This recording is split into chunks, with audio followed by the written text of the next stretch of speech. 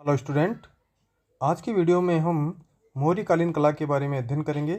इसके बारे में बीजी गोखले के कथन का उल्लेख किया जा सकता है, जिन्होंने कहा है कि मौर्य काल से पूर्व की भारत की कला का इतिहास भाषा की दृष्टि से एक सादे पृष्ठ और पुरातत्व की दृष्टि से एक खाली अलमारी की भांति है। मतलब मौर्य काल से पहले कला का कोई ज़्यादा विकास नहीं हुआ था। केवल थोड़ा बहुत जो विकास हुआ था वो सिंधु घाटी सभ्यता में हुआ था। उसके बाद का जो काल था उसमें लगभग 1000 डेढ़ 1000 साल में जो है किसी प्रकार की कला का विकास नहीं हुआ था। ठीक है, अब हम बात करते हैं मौर्यकालीन स्थापत्य कला की प्रमुख विशेषताओं के बारे में कि मौर्य काल में जो स्थापत्य कला थी उसकी प्रमुख विशेषताएं क्या थी। देखो, सबसे पहली जो विशेषता थी वो थी निर्माण कार्य में पत्थरों का इस्तेमाल। देखो, निर्माण कार्य में पत्थरों का इस्तेमाल किया जाने लगा। देखो, पत्थरों की जो उम्र होती है वो सबसे ज़्यादा होती है। ईंट वगैरह जो लकड़ी वगैरह है वो समय के साथ में नष्ट हो जाती है, लेकिन पत्थर जो होते हैं वो नष्ट नहीं होते। तो जो पत्थरों का जो इस्तेमाल है वो मौर्यों ने शुरू किया। पत्थरों का इस्तेमाल किसने किया? मौर्यों ने शुरू किया। ठीक है, इसके अलावा जो लौह अयस्कों का जो सदा हुआ प्रयोग है वो मौर्यों ने शुरू किया। और इसके अलावा जो जो भी कार्य उन काल में किए गए, चाहे स्तंभ वगैरह बनवाए गए, चाहे जो महलों के जो पिलर वगैरह थे, उनमें जो है चमकदार पॉलिश का जो प्रयोग है वो मौर्य काल में किया गया। ठीक है, तो ये कुछ उनकी स्थापत्य कला की विशेषताएं थी। अब हम उनकी कुछ रचनाओं के बारे में, उनके निर्माण कार्यों के बारे में पढ़ते हैं, जिनमें उन्होंने विशेष रूप से कुशलता दिखाई। सबसे पहले जो है हम बात करते हैं राजप्रसाद। देखो, राजा जो है सबसे पहले अपने अपने रहने के लिए, हाँ, अपने रहने के लिए मकान वगैरह या महल वगैरह बनवाएगा। ठीक है, तो इस प्रकार जो है उस काल में जो राजा थे, चंद्रगुप्त मौर्य वगैरह थे, उन्होंने अपने लिए राजप्रसाद बनाया। और उनके बारे में हालांकि ज़्यादा जो अभी वर्तमान में वो उपलब्ध नहीं है, लेकिन उस काल के कुछ जो विद्वान थे उन्होंने इसके बारे में बताया है कि वो किस प्रकार के दिखते थे या कैसे थे। तो इसके बारे में जो सबसे महत्वपूर्ण कथन है वो है एरियन का। किसका है? एरियन। एरियन कहता है कि चंद्रगुप्त का राजभवन एशिया के प्रसिद्ध सुसा और एक वतना के भवनों से कहीं अधिक शानदार था। इससे हम अनुमान लगा सकते हैं कि उस काल के जो राजप्रसाद थे वो बहुत ही भव्य रहे होंगे। इसके अलावा जो है उस क्षेत्र की जो खुदाई की गई उनके राजप्रसाद पता लगाने के लिए, तो कुम्रहार नाम का जो गांव था पटना के पास कुम्रहार नाम का गांव है, वहाँ पर जो है मौर्यकालीन राजप्रसाद के अवशेष मिले हैं। तो ये बहुत ही इंपॉर्टेंट सवाल है कि मौर्यकालीन राजप्रसाद के अवशेष कहाँ से मिले हैं? कुम्रहार, जो पटना के समीप है। मौर्यकालीन राजप्रसादों के बारे में जो चीनी यात्री फाहियान है उसने भी कहा है कि ये प्रासाद मानव कृति नहीं है, वरन देवों द्वारा निर्मित है। ये मतलब जो इतने शानदार है कि मानव द्वारा संभव नहीं है, केवल देवता ही इनको बना सकते हैं। अब हम बात करते हैं नगर निर्माण की। उस काल में जो नगर निर्माण करवाए गए थे, हाँ, उस काल के नगर निर्माणों की क्या विशेषताएं थी। देखो, हम देखते हैं इतिहास में उल्लेख आता है कि सम्राट अशोक ने 2 नगर बसवाए थे। कौन कौन से? एक तो कश्मीर में श्रीनगर, दूसरा जो है नेपाल में ललित पटन। ठीक है, इसके अलावा जो उस काल का जो सबसे महत्वपूर्ण नगर था वो था पाटलिपुत्र। और पाटलिपुत्र नगर के बारे में जो है हमें जो ज़्यादा जानकारी मिलती है वो मेगस्थनीज द्वारा मिलती है। मेगस्थनीज जो यूनानी राजदूत था, हाँ, जिन्होंने इंडिका नाम की किताब लिखी थी, वो बताता है कि पाटलिपुत्र नगर के बारे में वो बताता है कि वो समांतर चतुर्भुज में बसा हुआ था। समांतर चतुर्भुज के शेप में बसा हुआ था, और जिसकी लंबाई 8 मील और चौड़ाई 1 मील थी। लंबाई कितनी थी? 8 मील। और चौड़ाई कितनी थी? 1 मील। ठीक है, इसके अलावा वो बताता है कि नगर के चारों ओर लकड़ी की दीवार बनी हुई थी। किसकी दीवार बनी हुई थी? लकड़ी की दीवार बनी हुई थी, जिसके बीच बीच में तीर चलाने के लिए छिद्र बने हुए थे। तीर चलाने के लिए छिद्र बने हुए थे। आपके दीवार के चारों ओर एक खाई बनी हुई थी। दीवार के चारों ओर एक खाई बनी हुई थी जो 60 फीट गहरी और 600 फीट चौड़ी थी। थी। ठीक है, इसके अलावा वो बताता है कि नगर में आने जाने के लिए 64 प्रवेश द्वार थे। 64 प्रवेश द्वार थे, और दीवारों में 570 बुर्ज बने हुए थे। कितने बने हुए थे? 570 बुर्ज बने हुए थे।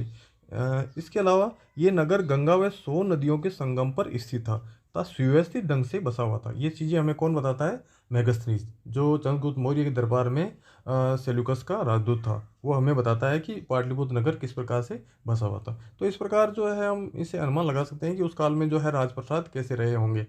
अब हम बात करते हैं उस काल की जो दूसरी रचनाएं हैं कला की, वह है स्तूप, वह चैत्य, वह है विहार। स्तूप, चैत्य और विहार। देखो, ये शुरुआत में एक ही चीज़ थे, लेकिन धीरे धीरे समय के साथ में जो है इनमें विभेद होने लगा। महात्मा बुद्ध के परिनिर्वाण के बाद उनकी अस्थियों पर जो रचना बनाई गई वो स्तूप कहा गया। मतलब हमने देखा था कि जब महात्मा बुद्ध का महापरिनिर्वाण हुआ था तो उनकी अस्थियों को 8 राज्यों में बांटा गया था, और 8 राज्यों ने जो है उनकी अस्थियों पर जो है स्तूपों का निर्माण करवाया, एक अर्ध गुम्बदनुमा संरचना का निर्माण करवाया। वो क्या कहलाए जाने लगे, स्तूप कहे जाने लगे। और जो 8 स्तूप बनवाए गए थे उस काल में, उनकी मृत्यु बाद में, उनमें से वर्तमान में केवल पिपरवा जो स्तूप है उसके अवशेष मिलते हैं, और ये सबसे प्राचीन स्तूप है। भारत में जो सबसे प्राचीन स्तूप कौन सा है, पिपरवा का। ठीक है। इसके अलावा जो बौद्ध ग्रंथ दिव्यावदान है, बौद्ध ग्रंथ दिव्यावदान में उल्लेख आता है कि अशोक के द्वारा 84,000 स्तूपों का निर्माण करवाया गया। कितने स्तूपों का निर्माण करवाया गया, 84,000। हालांकि ये अतिशयोक्ति लगती है। ठीक है। अशोक के समय निर्मित स्तूपों में भरूच का स्तूप सबसे प्राचीन है। देखो, अशोक ने जो स्तूप बनवाए थे उनमें भरूच जो मध्य प्रदेश में, वो सबसे प्राचीन है। सबसे खोज जो है भरूच के स्तूप की खोज 1872-73 में कनिंघम द्वारा की गई थी। किसके द्वारा की गई थी, कनिंघम द्वारा की गई थी। और सर्वप्रथम जातक कथाओं का अंकन भरूच के स्तूप पर किया गया था। किस पर किया गया था, भरूच के स्तूप पर जातक कथाओं का अंकन किया गया था। देखो, जातक कथाएं क्या थी, जातक कथाएं जो है महात्मा बुद्ध के पूर्व जन्म की कथाएं थी। और भरूच के स्तूप पर अजातशत्रु को महात्मा बुद्ध की वंदना करते हुए दिखाया गया है। कौन से स्तूप पर, भरूच के स्तूप पर। ठीक है। मौर्य काल में इस स्तूप की वेदिका लकड़ी की बनी हुई थी। इसके चारों ओर जो दीवार बनी हुई थी, वेदिका बनी हुई थी, वो लकड़ी बनी हुई थी। लेकिन शुंग काल में जो है इसे पत्थर की बनाई गई। इनकी जो रेलिंग थी उसका किसका बनाया गया, पत्थर का बनाया गया। कौन से काल में, शुंग काल में। ठीक है। अब दूसरे स्तूप की बात करते हैं हम। दूसरा जो स्तूप है वो है सांची का स्तूप। कौन सा है, सांची का स्तूप। और कहा जाता है कि इसके निर्माण में जो सबसे महत्वपूर्ण योगदान था वो अशोक की पत्नी देवी या महादेवी का था, जिसका नाम देवी या महादेवी है। उसका जो है योगदान ज़्यादा था। और इसकी खोज जो है 1818 ईस्वी में रॉयल द टेलर द्वारा की गई। रॉयल द टेलर द्वारा इसकी खोज की गई। किसकी, सांची के स्तूप की।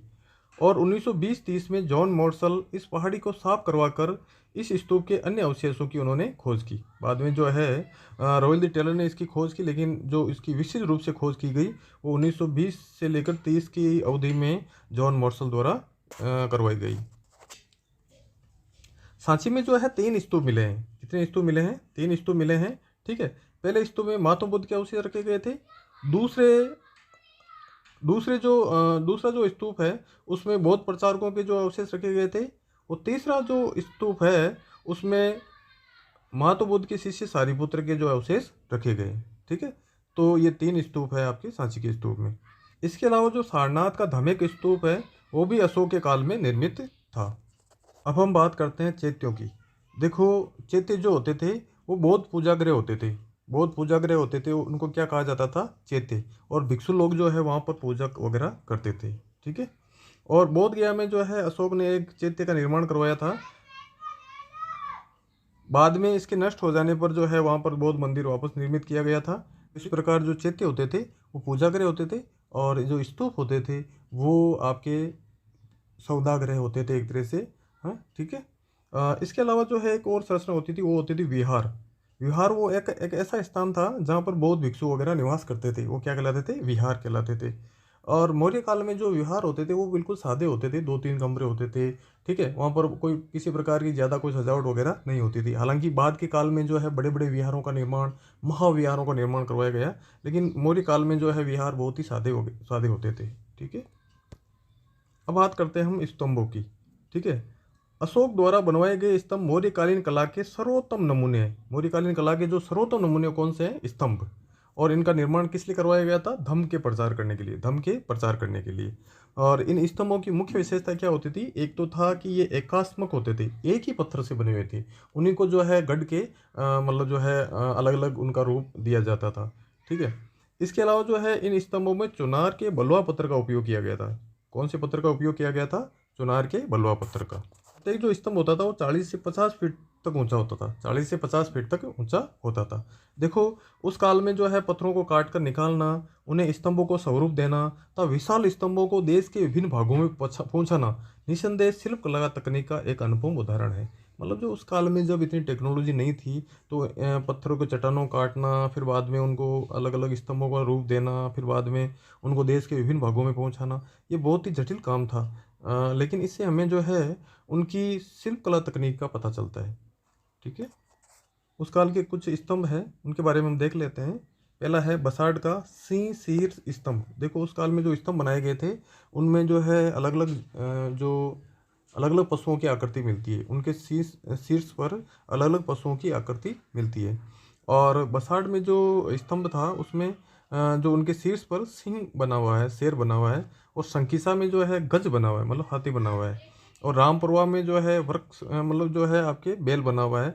लोरिया नंदनगढ़ में जो है शेर बना हुआ है, और रामपुरवा में भी शेर बना हुआ है, और सांची में जो है वहाँ पर भी शेर बना हुआ है, और सारनाथ में भी शेर बना हुआ है। मतलब ज़्यादातर जो है हाथी बैल और शेर की, लेकिन ज़्यादातर जो स्तंभ है उन पर शेर की आकृतियाँ उत्कीर्ण है। और हमारा जो राष्ट्रीय चिन्ह है अशोक स्तंभ, उसमें जो है 4 शेर बताए गए हैं, ठीक है, जो सारनाथ से लिया गया है। ठीक है, अब हम बात करते हैं गुफाओं की। उस काल में जो है एक अलग कला शैली का विकास हुआ था, वो थी गुफा कला शैली। ठीक है, और इसका जो जन्मदाता है वो अशोक को माना जाता है। अशोक ने जो है भिक्षुओं के निवास के लिए पत्थरों को काटकर गुफाओं का निर्माण करवाया, और बाद में जो है इसका अनुसरण उनके पुत्र दशरथ ने किया, और उसने भी जो है गुफाओं का निर्माण करवाया और आजीविक संप्रदाय को दान में दी।